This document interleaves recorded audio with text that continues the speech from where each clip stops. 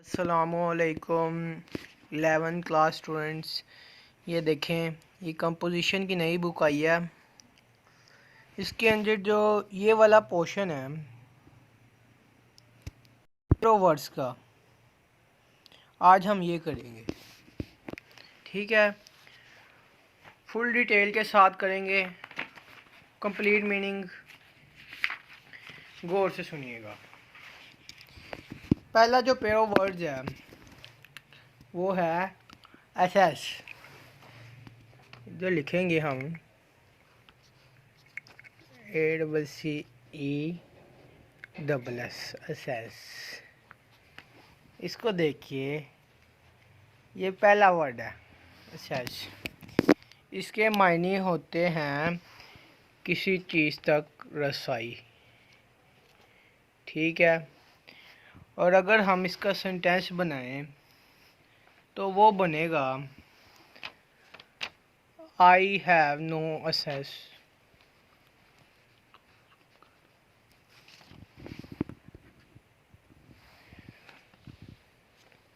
No access to him. ठीक हो गया।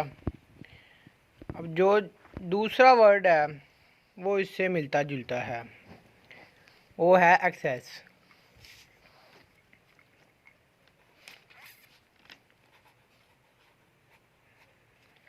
इसका मतलब होता है हद से ज़्यादा।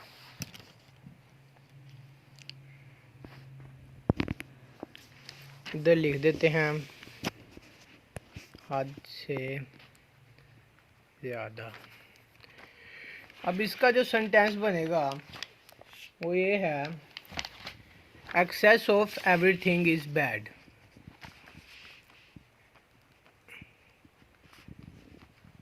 Of everything is bad. इसका एक और सेंटेंस भी बन सकता है, excess of money is bad.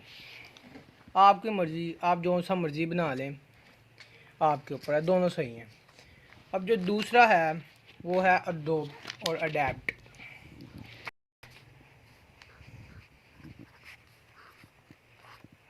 ठीक हो गया,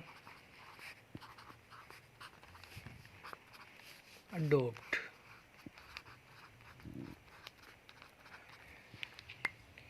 इसका मतलब होता है गोद लेना।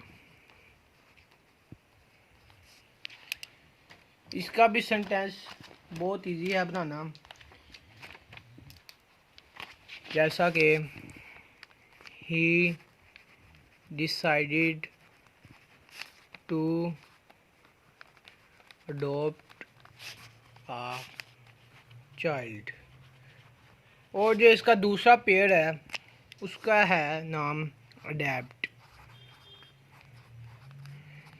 स्पेलिंग मिलते जुलते हैं लेकिन मतलब बिल्कुल ही डिफरेंट है।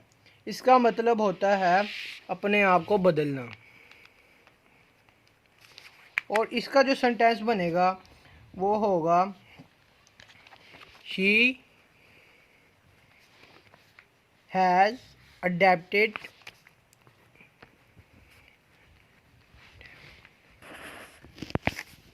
herself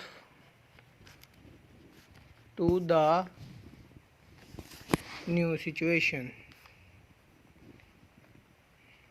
ठीक हो गया, ये हो गया एक पेयर कंप्लीट। हमने टोटल 5 पेयर बनाने हैं, 2 बन चुके हैं, तीसरा हम बनाने लगे हैं।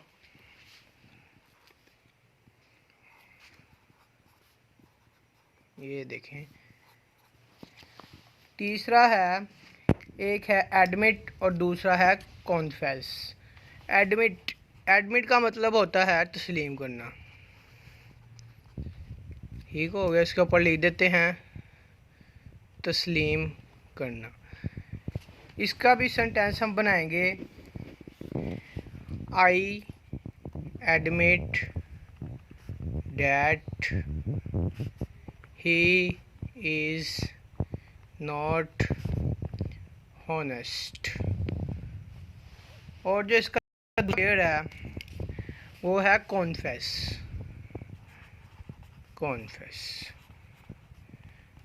और इसका जो मायने होता है वो होता है एतराफ़ करना। और इसका हम सेंटेंस बनाएंगे, वी persuaded him to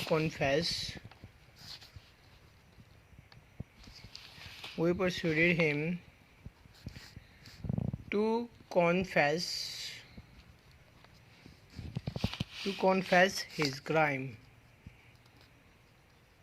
ठीक हो गया। ये हमारा एक और पेयर कंप्लीट हो गया। अब जो हमारा चौथा है वो है एडवाइस। एडवाइस का मतलब होता है किसी चीज़ का मशवरा देना। इसके ऊपर लिख देते हैं मशवरा देना। इसका जब सेंटेंस बनेगा वो बनेगा he gave me good advice. ठीक हो गया। और इसका जो दूसरा पेयर है उसका है एडवाइस, ADVIS, एडवाइस। इसका मतलब है खाली मशवरा। इनके स्पेलिंग मिलते जुलते हैं लेकिन मीनिंग भी थोड़ा सा डिफरेंस है। इसका जो सेंटेंस बनेगा, I advise you to go for a walk. इसके अंदर एस का डिफरेंस है, बाकी वही चीज़ है, to go for a walk. ठीक हो गया। चार हो गए, अब आखिरी रह गया। पेपर में ये वाले बहुत ज़्यादा आते होते हैं और ये बुक है और ये बुक नहीं आई है, और जो बोर्ड के पेपर में आएगा वो इसमें से ही आएगा। 100% इसकी गारंटी है। इंशाल्लाह यही आएंगे। ये आखिरी का पहला पेड़ है और इसका मायने होता है दुश्मनी, एमिटी, दुश्मनी। ऊपर मीनिंग लिखता जा रहा हूँ ताकि आपको याद करने में थोड़ी सी आसानी हो। और इसका जो सेंटेंस बनेगा, her action and her the enmity of others. इसका मतलब ये है कि उसके कमाने के तरीके ने उसको दूसरों का दुश्मन बना दिया।